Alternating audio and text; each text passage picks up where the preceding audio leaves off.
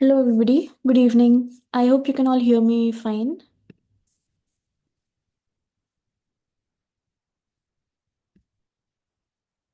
Can you confirm if you can hear me? All right.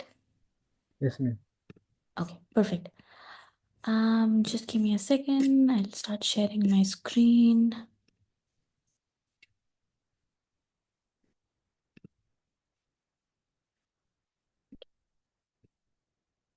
Mhm.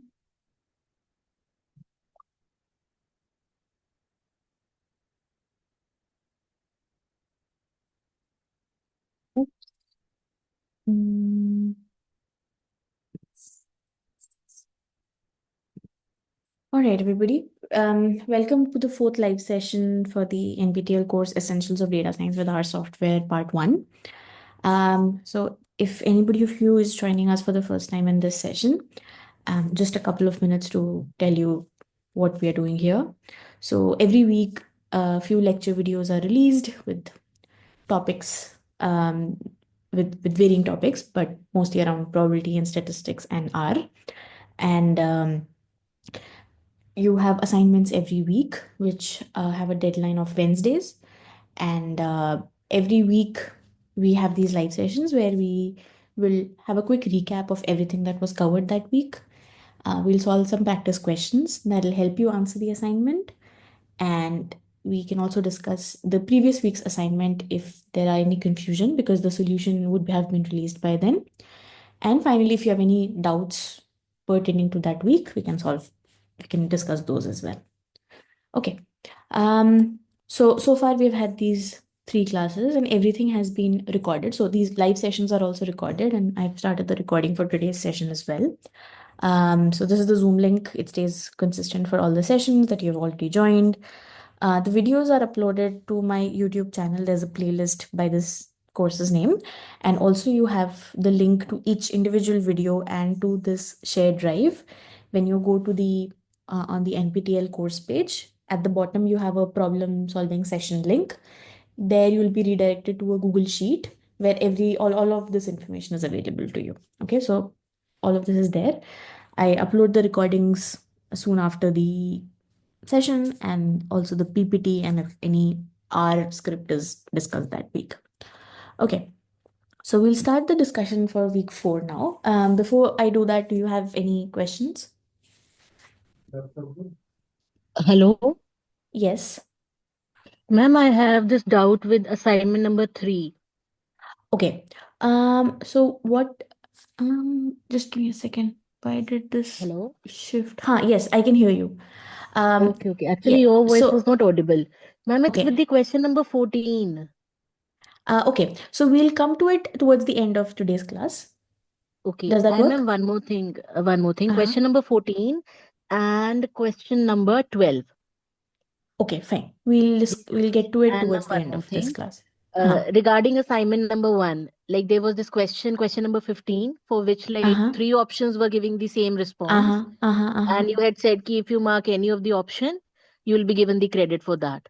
Right, So right, right. like I had clicked one of the option, but whatever option I think probably from your side has been chosen, that is taken as the correct Right, option, right, right. and the others Yes, are yes. taken as the wrong option. Right, right, right. So Yes. Yes, that so is being this needs displayed to as the wrong be, answer. yeah, yeah. We have that in record. So, the TAs who are dealing with the question and grading, so they have Okay, been notified, and if you check the Q&A page of this course, okay, okay, at the top of the course, you have a Q&A page. There's a Google group.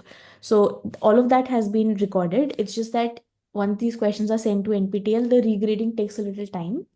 So okay, it has been recorded. So these questions would be removed from evaluation. okay, Um, fine.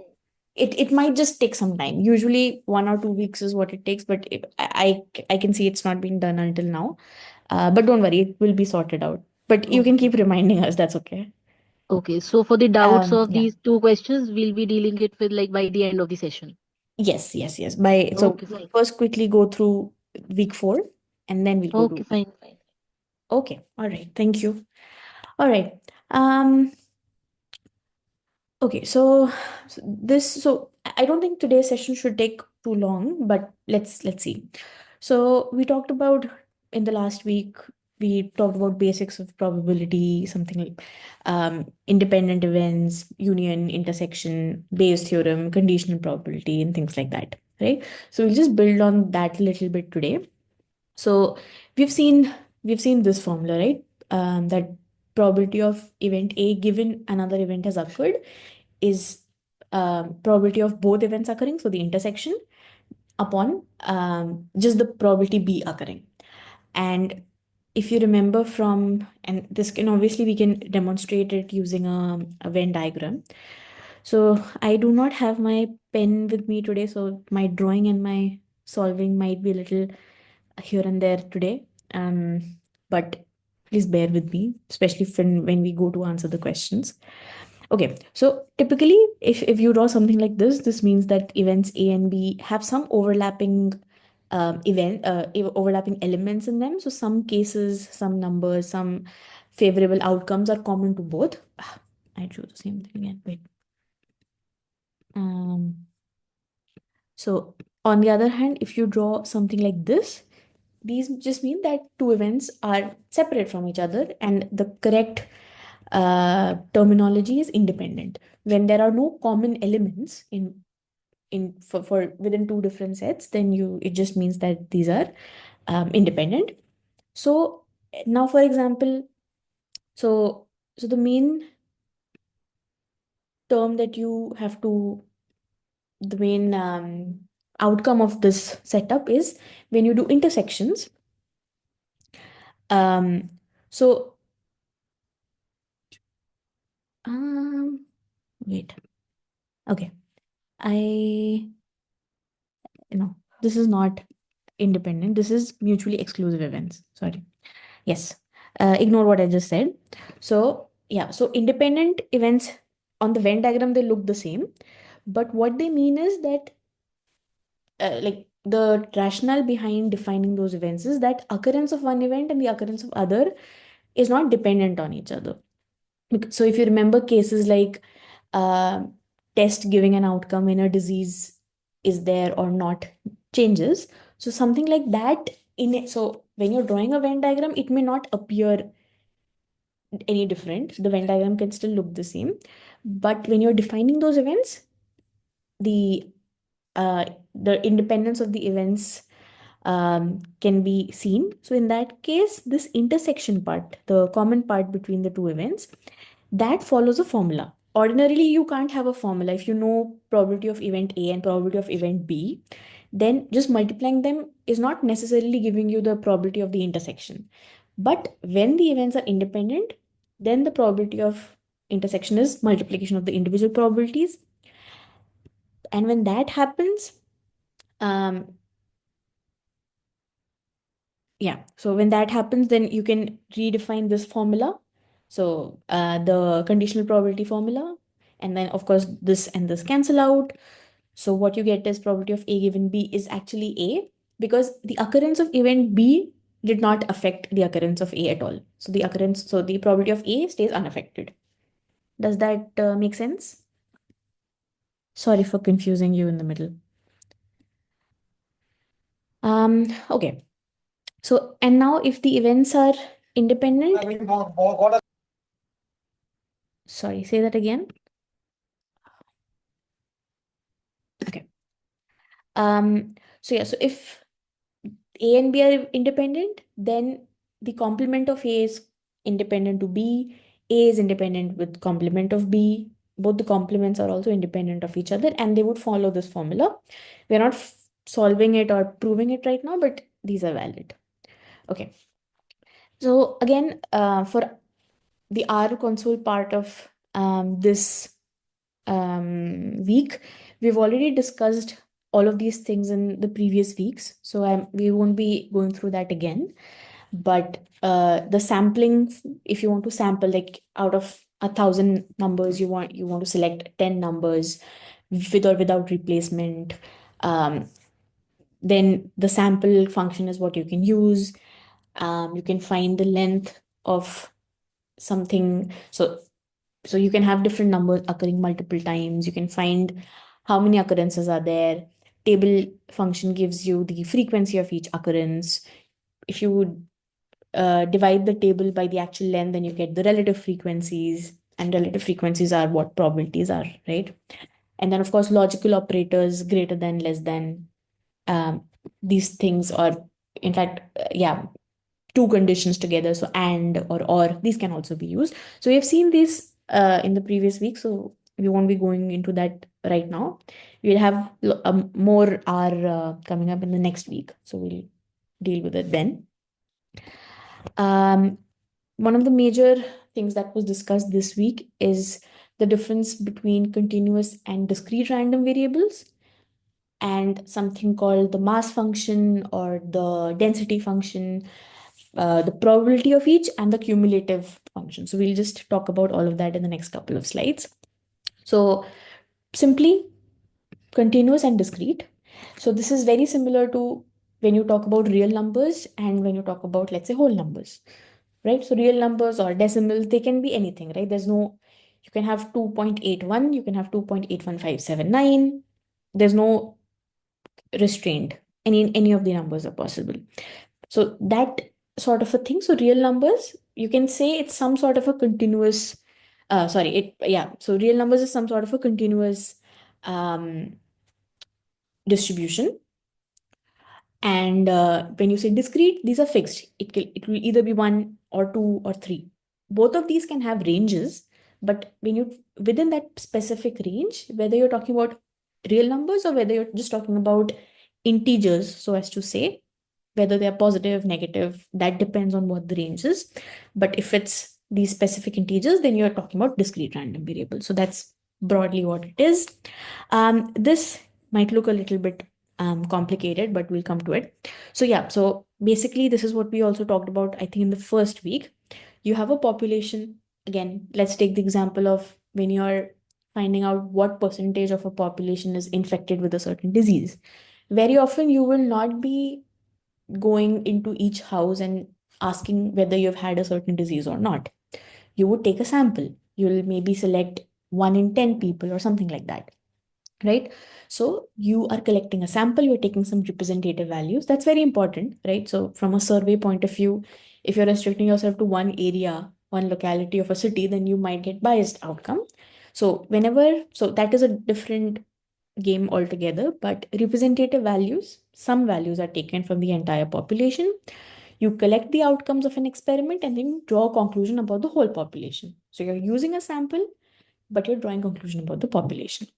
And even if the population, or sorry, even if the outcome are true and false, or for example, when we talk about tossing a coin, it's head and tails. These are not, uh, so head and tails or true, false, or yes, no, or something like that.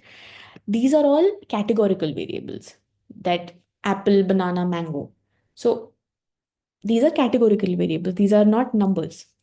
But it is often simpler to convert these into numbers, right? So you can assign that one means mango, two means apple, three means banana, something like that. So very often, and if there's just two, mostly people use zero and one, like a true and false thing. Okay. So again, here what we are doing, you have a sample space, right? And of course, you're dealing with, let's say, everything. Even if you're just talking about integers, you're still talking about real numbers. Like they are a subset of real numbers. So the function x, which is what is happening, what that experiment is. So in the sample, so remember this omega, this was each element of the sample space. So this is what is telling you, element of the sample space. Function is assigning, it's giving a number from the real number set. That's it. Okay. It's as simple as that. That instead of alphabets or words, you're using numbers. And if the possibles are finite or countable infinite, okay, so if it's one, two, three, then also, and if it's countable infinite, and what countable infinite means, these are again integers or whole numbers or natural numbers, then it's said to be discrete. The RV or the random variable is said to be discrete. And if it's non-discrete, then it means continuous. And of course, you're dealing with minus infinity to plus infinity. If you take up everything, then, well, of course, there's no um, favorable outcome you're looking at. It's everything out of everything. So then generally people talk about some range. Okay. And we'll see a lot of examples today. And I think, yeah, the next, which is it can be slightly confusing initially, but let's see how it goes. So we're talking about two terms here. So one is cumulative and the other is probability. Okay, we just talk about these two terms now. So probability, um, so obviously let's talk about the bottom thing first. So mm, how do I start with this? Let me think. Okay, so okay. So suppose I am defining probability using the small f function. Okay. Now remember something like this. Mm, so probability of getting a certain x. Okay. This is so we're talking about one specific outcome. Let's say getting 5 when you are rolling a dice, right?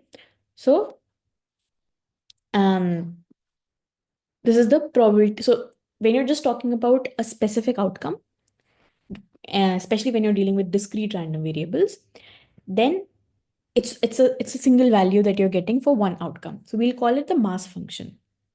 Okay, because you're talking about single point. But when you're talking about continuous random variables rather than discrete random variables, you are going to be interested in a range. Okay. So don't go with this formula for the time being. We'll come to it in a couple of minutes. So in that case, you'll be interested in a range, which would look something like this. Fine. So for the timing, remember these two notations. All right. Now, another thing can happen in both cases, whether it's a discrete distribution or it's a continuous distribution. You may be interested in in the probability up to a certain value. Okay, which would look something like this. When you're talking about probability up to a certain value, now this can go for both sorts of distributions. When you're rolling a dice, you can say values up to 5, right? So that's a discrete case. Or when you have some other distribution where you're talking about, okay, let's say some real numbers between 2 and 3 out of all the natural numbers between 1 and 4.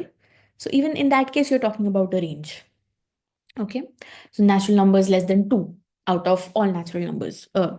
Sorry, real numbers up to 2 out of all real numbers. So whether you're talking about a continuous random variable or a discrete random variable, you can talk about cumulativeness in both of them. Fine. And cumulative by default has been defined when you're interested in values up to a certain number. So less than or equal to a certain value. 2 less than or equal to 5, whatever that may be. Okay. So that is denoted by a capital F. So, and it says it is a monotonically non-decreasing function. All right, so let's draw something here and we'll see what this goes. So imagine this is all the values that a function can get. Okay, and if I'm drawing something like this, maybe. Okay, this is the start and this is the end. This is the range that I'm defining.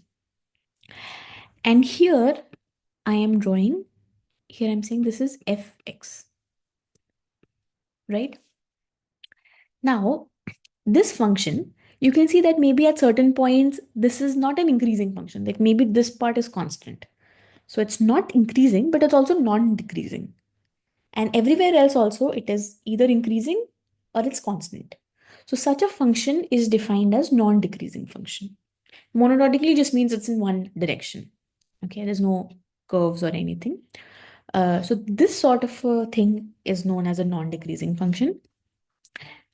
And yes, so now what happens is Imagine this is those real numbers, or imagine this is the roll of a dice that we are talking about. So these are not exact scenarios. We'll see some more examples in the next slide. But what this means is, suppose this was the starting was one. So of course, beginning of something, your probability um, is is almost zero, right? And then here, maybe when you're talking about this, so then the probability has definitely increased. Okay. And then here, as you're taking more and more values, your probability is increasing because you're taking probabilities up to that number, right? So here 2 indicates up to 2. Here 3 means up to 2. And let's say here if this is 10, then here it means up to 10. All right. Okay. In case this is confusing, I'll come back to this slide in a couple of minutes and we'll just go to this example. This is just an image I've taken from Google. So in these 4 plots, you can see um, these are different distributions. So basically, there are 2 distributions that we're talking about here. On the left side, at the top, on the top left side, you can see that here it says capital F X on both of them. So the top 2 graphs are capital Fx, and the bottom 2 graphs are either small fx or px. Okay. Now, from what we saw in the previous slide, we are talking about cumulative distribution, right? And here we are talking about probability, and that may be either mass function or density function. Oops, sorry. Yes. Okay. And of course, we can have 2 types of variables. So one of the left or the right, one of them is discrete, one of them is continuous. So let's see what each of the graphs are telling us here. The first important thing is when you have graphs of capital Fx, which is cumulative distributions, you can see that the top of the graph, which is 1 in both of them, you do have the final value reaching 1, right? You see here and you see here, right? The final value in both of them is reaching 1. On the bottom, you can see that none of the values are reaching 1. There is, just for representation purposes, 1 is given at the top of on the y-axis, but these values are not reaching 1. Now, why 1 is important is because probability of everything, total probability, if you say your whole sample space, if your favorable outcome is the whole sample space, then what is the probability of everything occurring? So that is where 1 is. Now, here on the in the bottom graphs, if you take the area below the graph, okay, basically, so let me tell you something here. So okay, left, so up and down, these are cumulative and the actual probabilities, and left and right, can anybody think which of them looks like continuous to you and which one looks like discrete to you?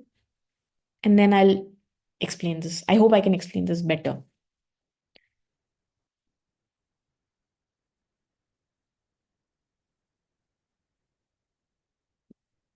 Any ideas? Or have I confused you thoroughly? You can put it in the chat also if you want. Okay, in the interest of time, so the left one here is when we are talking about continuous.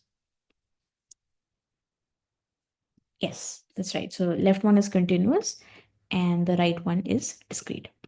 So, um, okay, so the idea for continuous is when you're talking, so all values are possible here, right? Possible values of the random variable. So each value is possible. Now, probability at each value. So when you're talking about a continuous variable, so let's say you can have all real numbers that are accepted between 2 and 4. For example, this graph here is 2 and 4. Now, probability at a single point. So in this case, let's say when we're talking about probability at 2, of probability of 2, you have to take the, so in such a distribution, this fx is not probability, it's a function. This is not probability directly. So when you get probability, you have to integrate. So probability of x for a discrete variable, you have to integrate fx. Okay. And basically, integration here means finding the area under the graph. Right? Now, if I want to find probability of 2, suppose this is 2, then how do I draw an area? For a straight line, I cannot find the area, right? So probability at a certain value becomes 0. On the other hand, if I'm saying probability of, something um, maybe like greater than 2, like, okay, x greater than 2, then maybe this whole area, the whole of the right part, maybe that is what is of interest to me. Then I can find the area. Then it would have, let's say, 0.5 as the value. These are just hypothetical examples.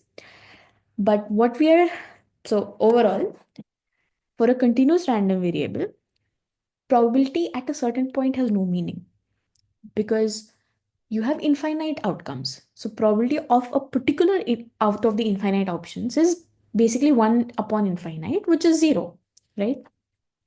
But when you're talking about ranges, that can be between 2 and 4, that can be greater than 2 up until whatever the limit is, whatever those ranges are, then finding area under the graph makes sense, and that is what the probability is. This is for continuous random variables. That's the bottom left graph. Bottom right, which is for discrete random variables, this is not the case.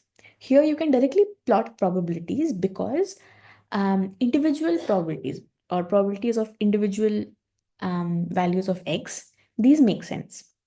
So probably, so suppose the except, so for example, this is roll of a dice, and the dice is not a unbiased dice, it's a biased dice. So different numbers have different probabilities. So let's say probability of 1 is this, probability of 2 is this, so on and so forth. Now, although in both cases, what is true, so all total probability should always be 1, right? Final probability should always be 1. In the bottom left graph, the area of the area under the graph, that should be 1. And in this one, all the sum, all the individual additions here. Suppose this is 0.1, 0.2, 0.3, whatever these are, these may not be drawn to scale, but addition of each of these should give you 1. Okay? So are we good up until this explanation? So probability, so on the left bottom, you see a probability distribution function where the y-axis is fx, it's not px, it's not probability directly. To get the probability from this graph, you have to integrate under the, or find the area under the graph, which is what integration is. And for the right bottom graph, individually the y-axis is giving you the probability. Okay.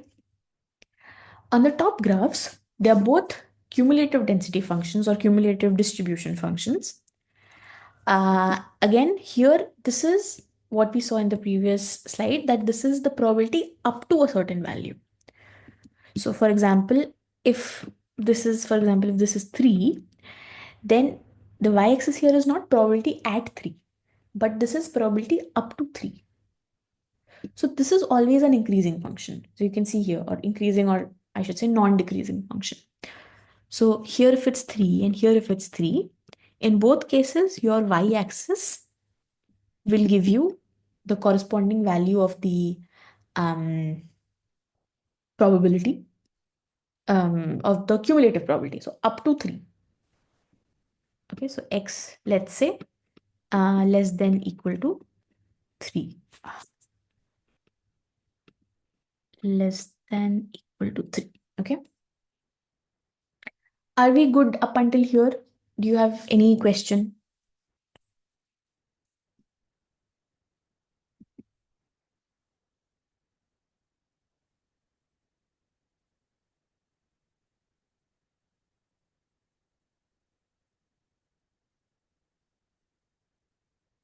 All good?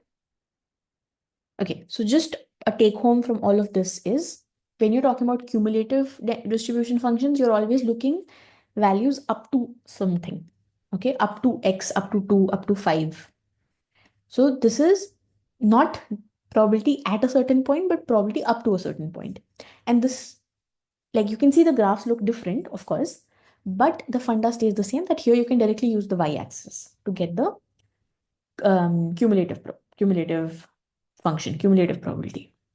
So which is why at the final point, the cumulative probability has to be 1, because this is covering everything. When you're talking about mass functions or density functions, then you are drawing graphs slightly differently. They look like the y-axis is different in both of them. However, you can directly calculate probability from both of them. It's just that for the continuous variable, you'll have to integrate. And for the discrete variable, you directly have the y-axis giving you the value at whatever point. And here, of course, when you're finding areas, probability at a certain value does not make sense. So what is the probability of getting 2.71 when your whole range is 2 and 5, between 2 and 5? So 1 upon infinity is 0. So probability at a certain point doesn't make sense because you can't find area of a single point here, the single line. So you have to find area of a certain region. And that is what defines your range. All right. So this is what was the main part for this week. Another thing that was discussed is something called expectation. We will see more of it in the upcoming weeks, but just to, so of course, there are formulas and all of these things have been explained in detail in the course videos. So I don't want to repeat that, but you can think of expectations as something like a mean. Okay.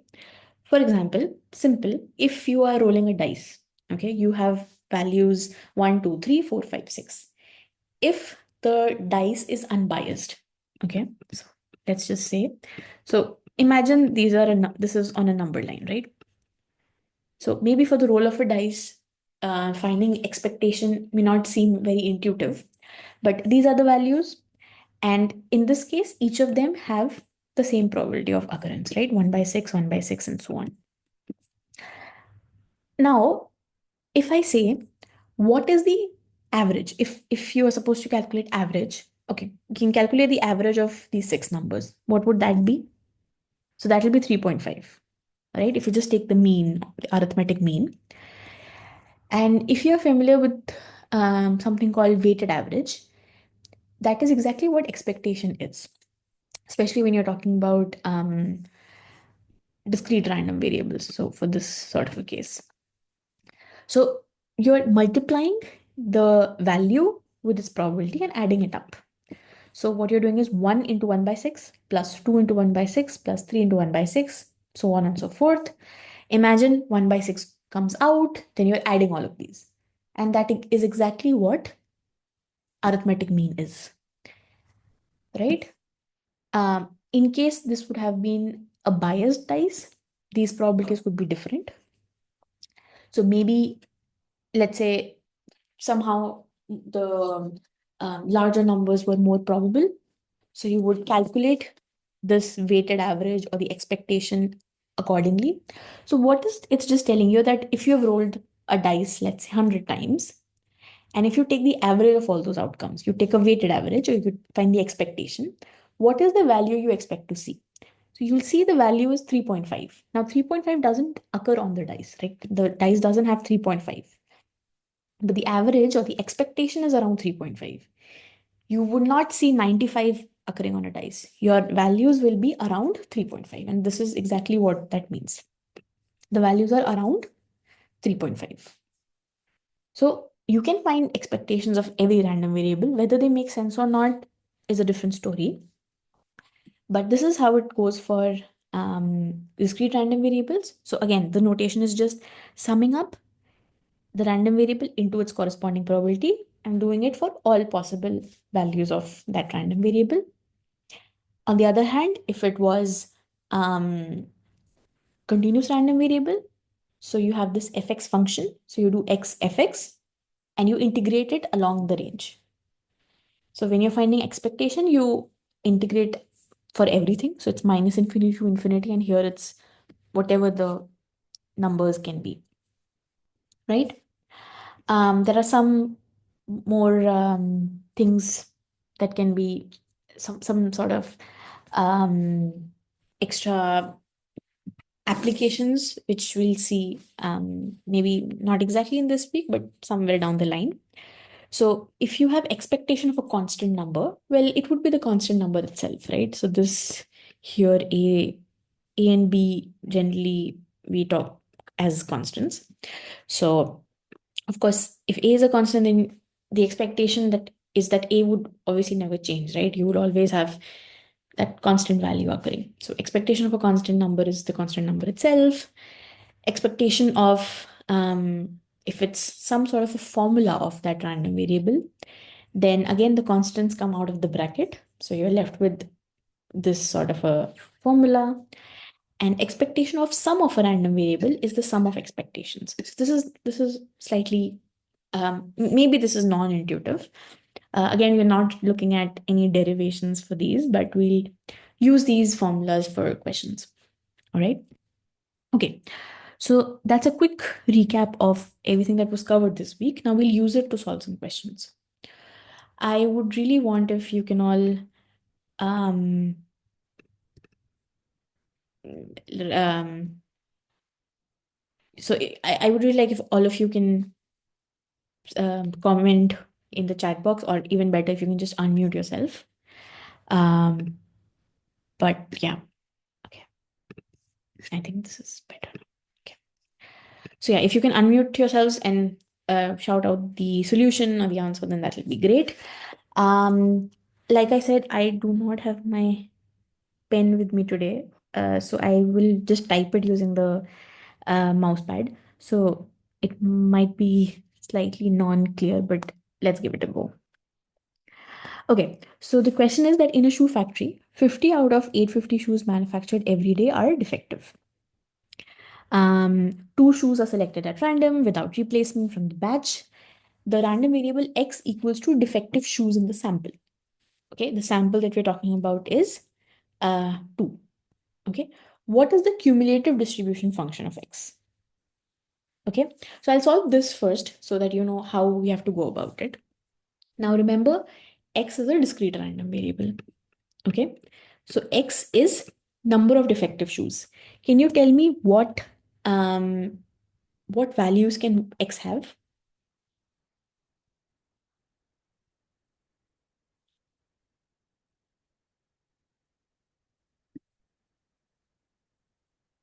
Yes, 0, 1, there and are. 2. Yes, perfect. So x can be 0, 1, and 2. So this is your sample. Okay. Now, what we can do is we can find individual probabilities. We can find probability of x equal to 0. Likewise, we can find probability of x equal to 1. And we can find probability of x equal to 2. Because these are all the possible probabilities, right? So, so x equal to 0, that means both of these have to be non-defective. So when you're selecting out of 850, so you have to select all correct ones. So you have 800 options, right? So you have 800 for the first shoe selected.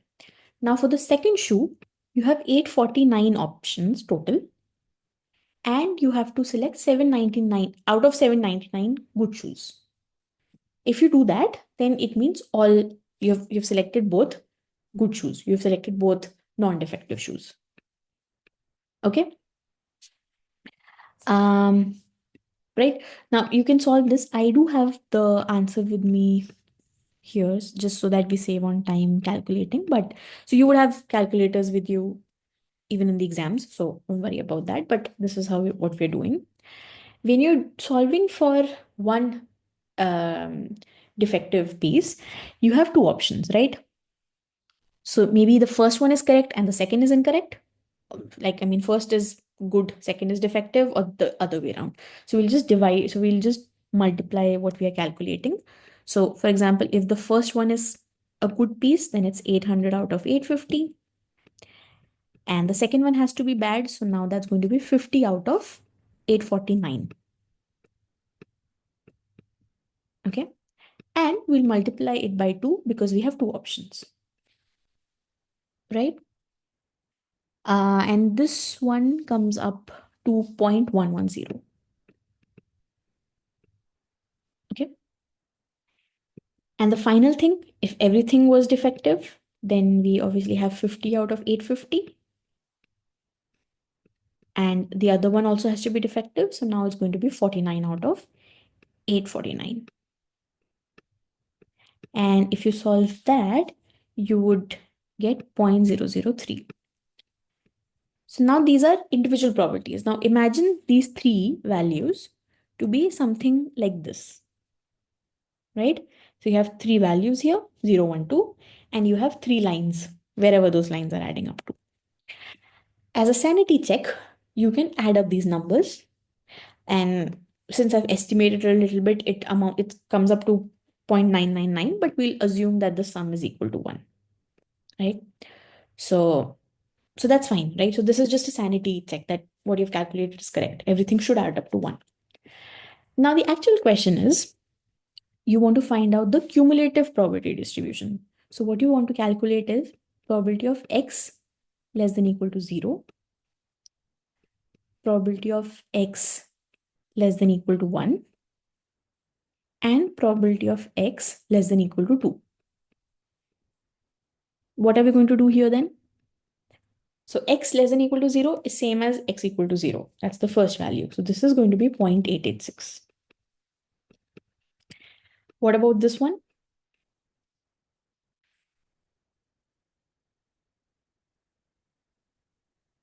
What would this be? Probability of x less than equal to 1. 0.996. Yes, correct. So because we are adding probability 0 and probability of 1. Oops, sorry. So that's probability, that's 0.996. And finally, probability less than equal to 2, well, that has to be 1 because you're adding up everything. Okay, so this is how you would solve.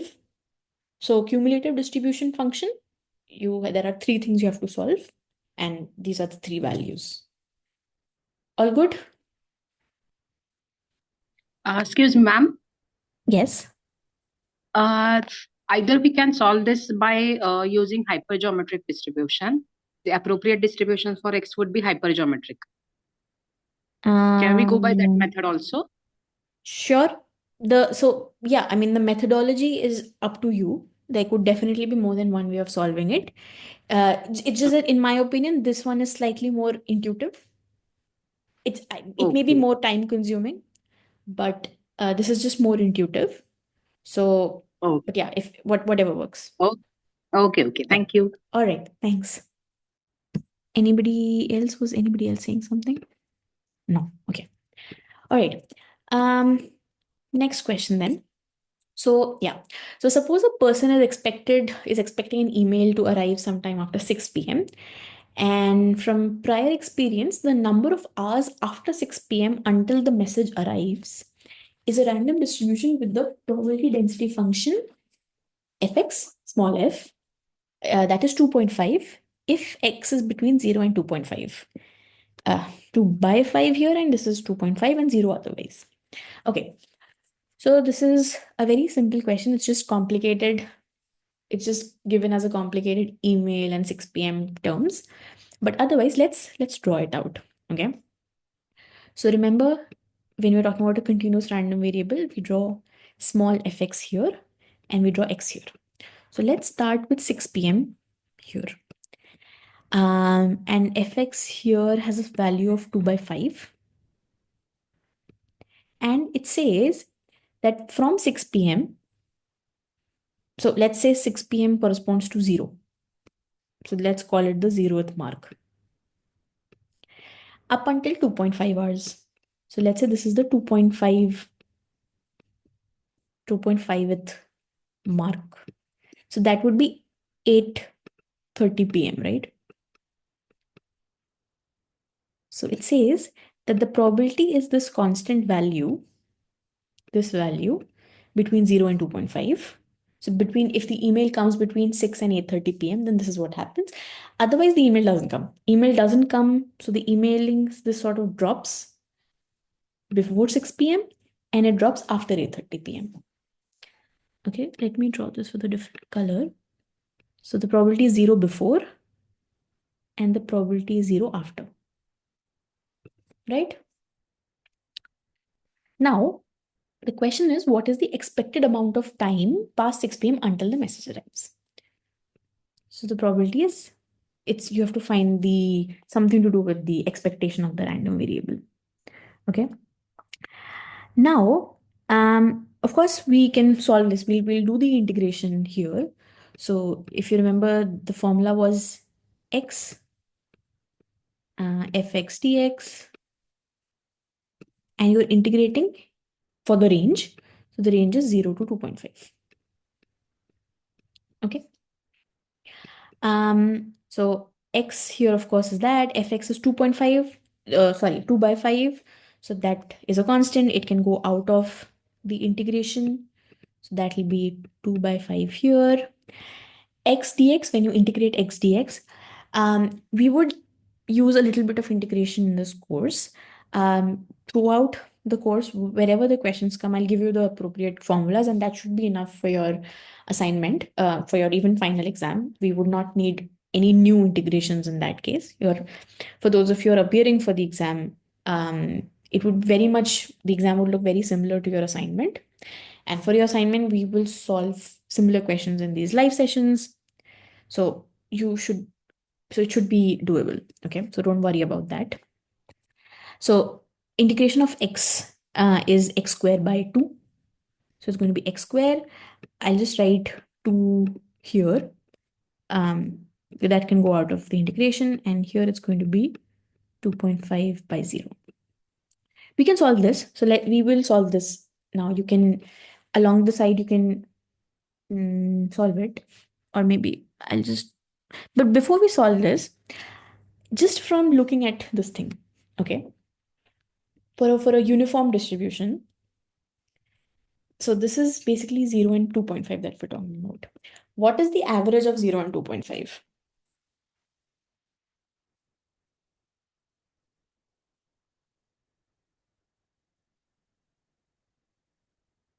What's the average of 0 and 2.5? You know this, everybody knows this. 1.5, right? And if you talk about in terms of time, so that would be 7:15. Okay, so this value, this is going to be 7:15 p.m., right? So basically if you solve this up, what you're going to get, so this is going to be 2.5. So 2.5 can be written as 5 by 2. Okay. So 1 by 5 and 5 by 2 whole square, right? And then you can get 5 divided by 4. So one of the 5 get cancelled out. 2 square is 4. This is 1.25. Right? So you can solve it the correct way, which is this, or you can do it directly by this, because for a uniform distribution, calculating the average. So again, expectation is average. So it's not like this is a wrong way, but this is just a good check that what you have understood the question to be is actually what it is. So question here is, what is the expected amount of time past 6 p.m.? If you're expected to answer in terms of hours, you say 1.25 hours. If you have to say the actual time, it's going to be 7:15 p.m. Cool? Yeah.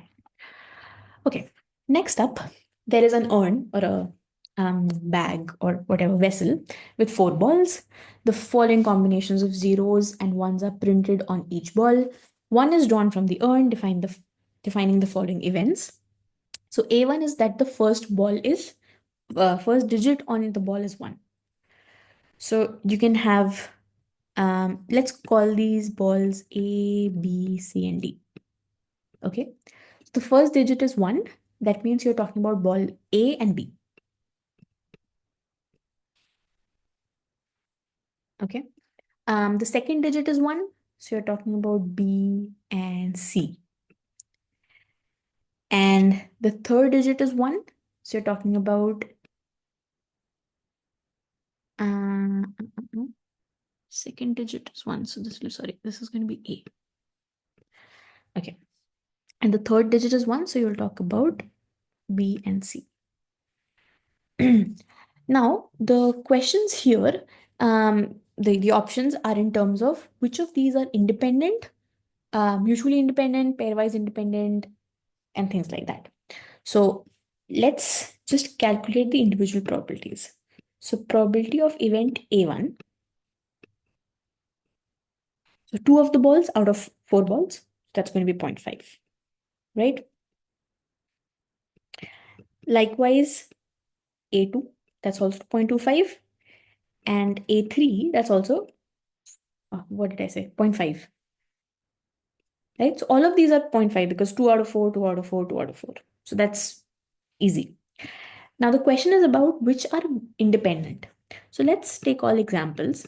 So prove independence, we have to find out if the intersection is equal to the multiplication. So we have to define these. Again, I'm really sorry about the messy writing today. So A2 and A3 and A1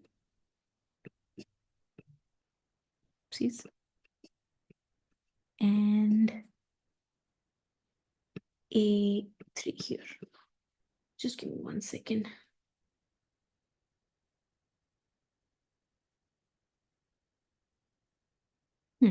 All right.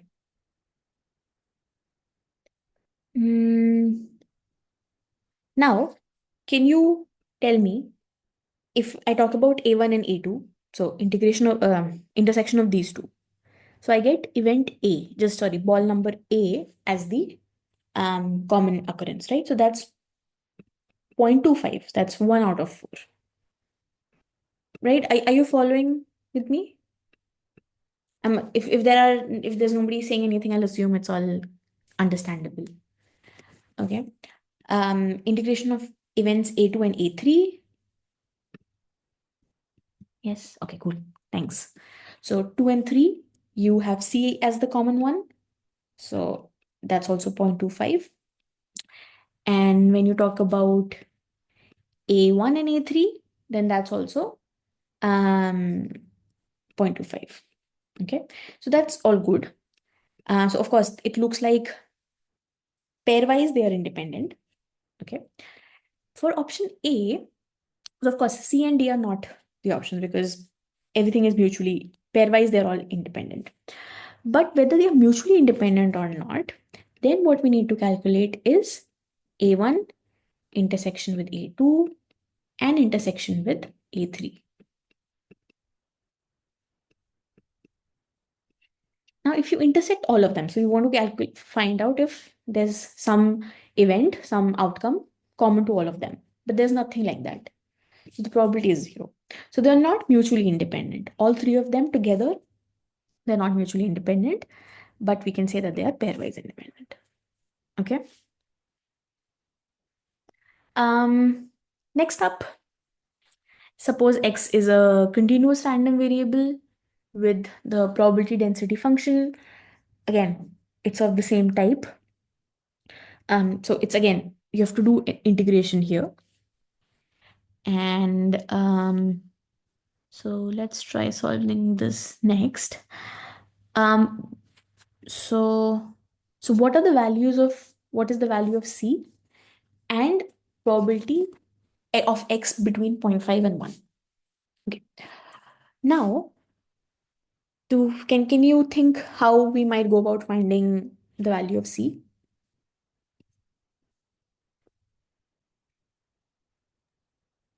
By solving total integration is equal to 1. Perfect. Great. Thanks.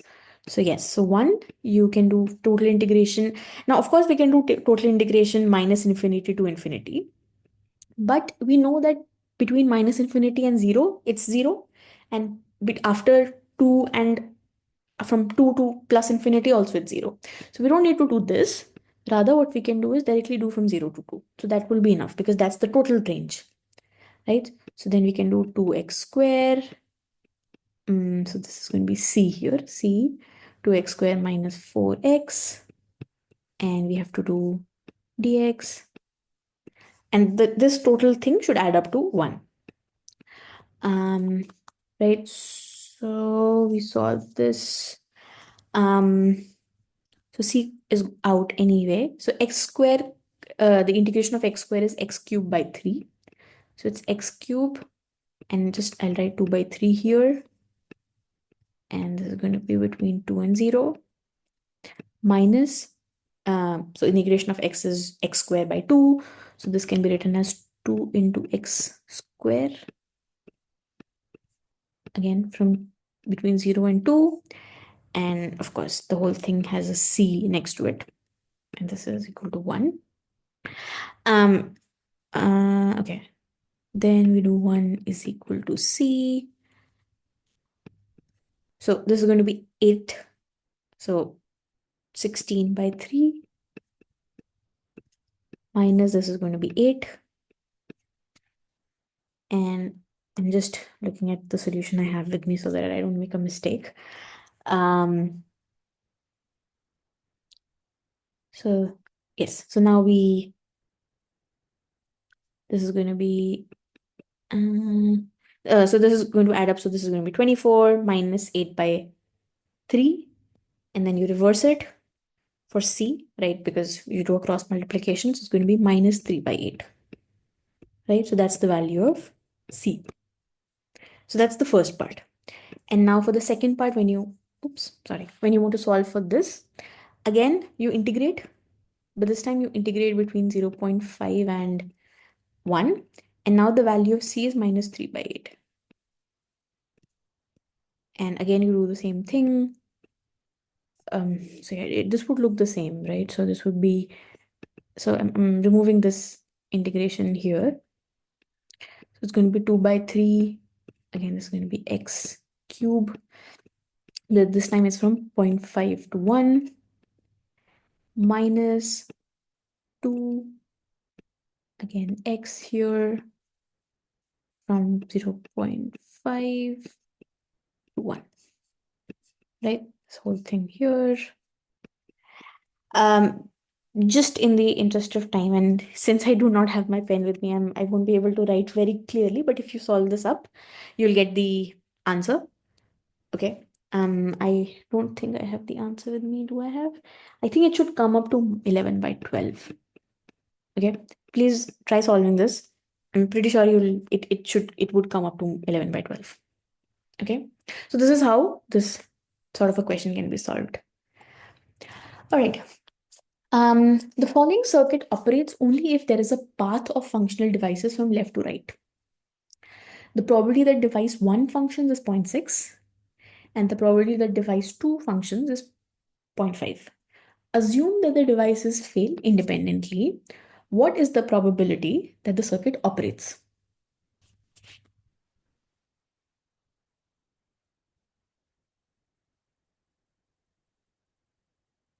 So, what do you think the answer is?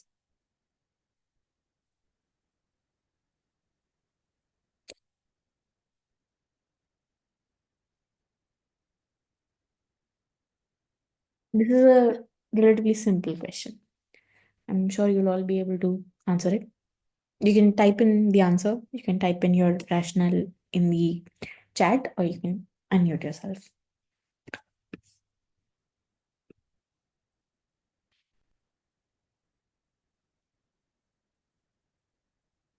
Okay. So the idea is that the circuit is working if there's a functional path from both the devices. So device 1 has to work and device 2 has to work. So let's say event A or device 1 and device 2 or event B. Now this is about occurrence. So functioning. So A is functioning of device 1 and B is functioning of device 2. And we talked about earlier in one of the first slides today that if A and B are independent, then the complements are also independent. So in this case, their complements, their failure has been called independent. So A complement and B complement are independent. So we can say that A and B are also independent. So this means this is going to be probability of A into probability of B, right? So 0.6 into 0.5, that's 0.3. The probability that the circuit operates is 0.3. Okay. Alrighty. Next question, again, very similar to one we solved earlier.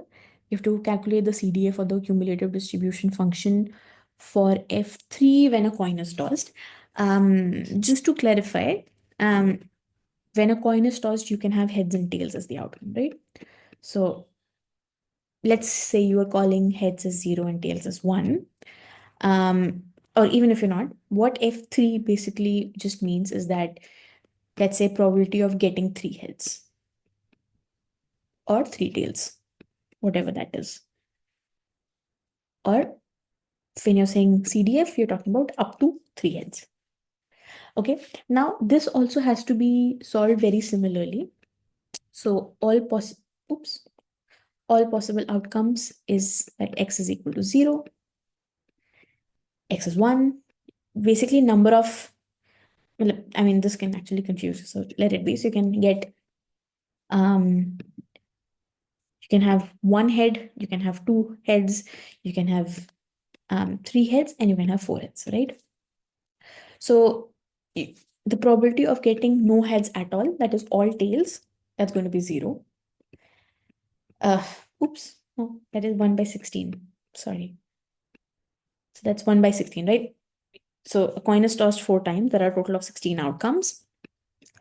And so 1 out of the 16 outcomes are all tails. 1 out of 16 outcomes are when you get all heads. And then, of course, you can have these individual values. You can write out the sample space to make it clearer.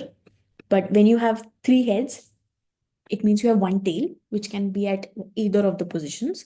So this is going to be 4 by 16. Likewise, this is also 4 by 16. And again, you can write it out, but what remains here is 6 outcomes. So those 6 out of 16 outcomes are when the probability, that's the probability of getting 2 heads and 2 tails. Okay, so this is basically, you have 16 outcomes. Okay, and when you want to calculate probability of up to 3 heads, then what you want to calculate is this. So add it up, you get 15 out of 16. So 15 by 16 is the probability, or that's the CDF. Okay. Alrighty. Yeah, so for a discrete random variable, the probability mass function is at x0, that's 0.5, at x1, it's 0.4, and at x is equal to 2, it's 0.1. So what is the expectation of x and expectation of x square? So let's first go and calculate expectation of x. Would anybody like to try this? You don't need to give me the answer right away, but just tell me, what are we going to solve here?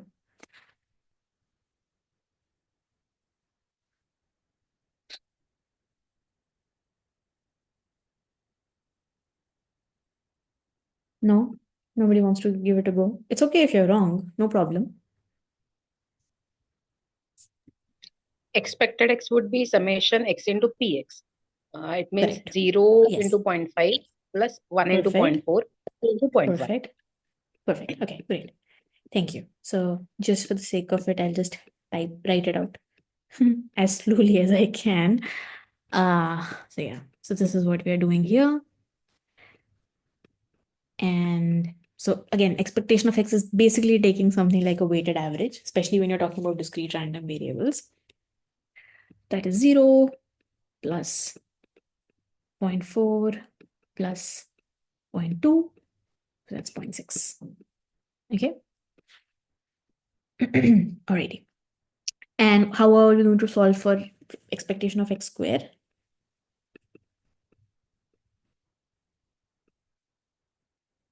So expectation of x square is basically probability of getting a particular x square. Now, when x is 0, x square is going to be 0. And that's the only option, right? So probability of getting x square equal to 0 is same as probability of x equal to 0. So here also what we'll do, expectation of the new x multiplied by the probability of the new x. So the new x here is 0 square and the probability of the new x is 0.5. And by new x I mean x square. Then probability of x square multiplied by the probability of x square. But the probability of 1 square is also 0.4. And finally, probability of 2 square, the probability is still 0.1. So the probabilities here are not changing. It's just the x, the expected, the random variable itself is changing. So now that's 0 plus 0.4 plus 0.4 again. So you get 0.8. Okay. So that's the expected value of x square.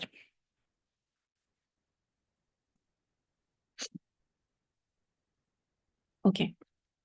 Oh, that's it. No more questions. Okay, I thought I had one more. Okay, so that's week 4 for you. Now one of you had some questions from week 3's assignment. And I have these open. Do I have these open with me? This is week 3, right? Yes. Okay. Can you tell me which questions you were talking about?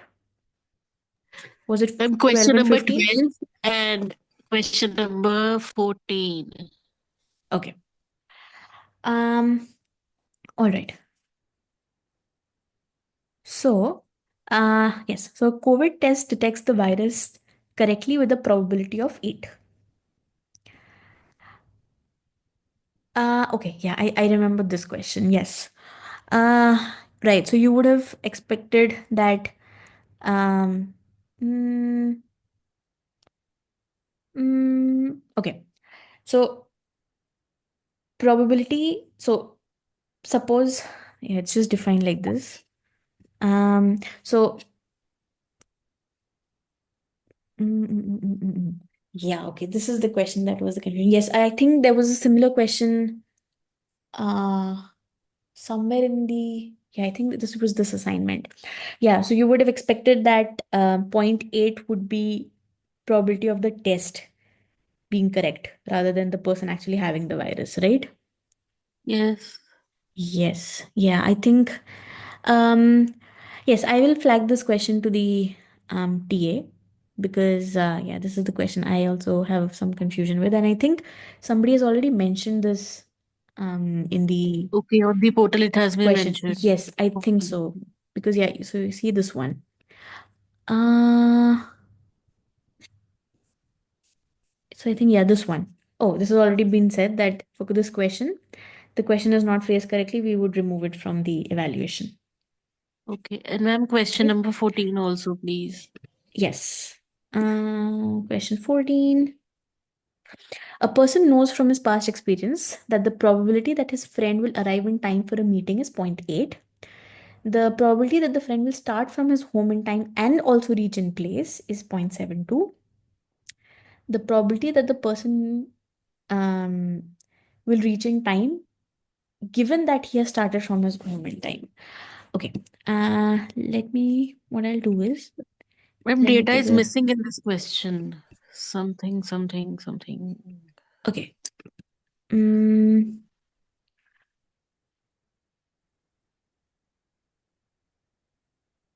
okay.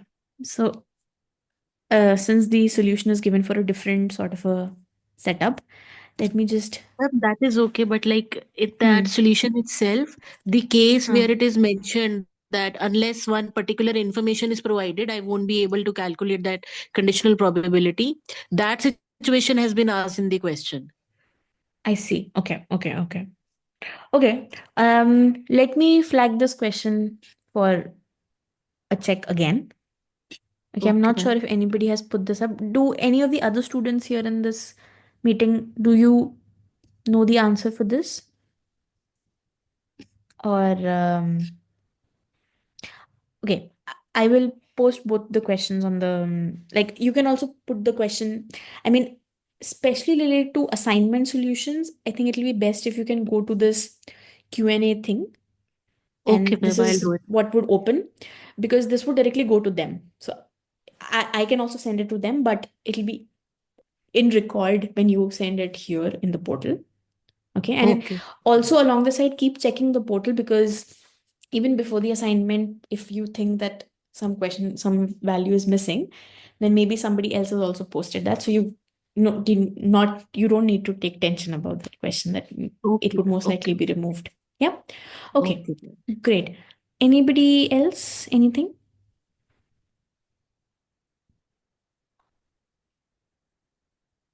Okay.